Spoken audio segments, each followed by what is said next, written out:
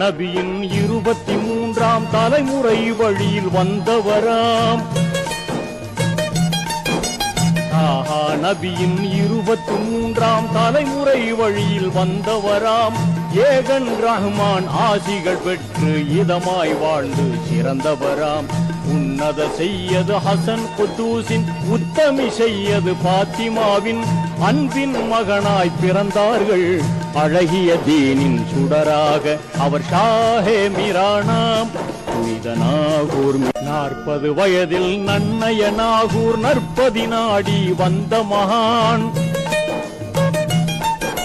40 வயதில் நன்னய நாகூர் நற்பதி நாடி வந்த மகான்.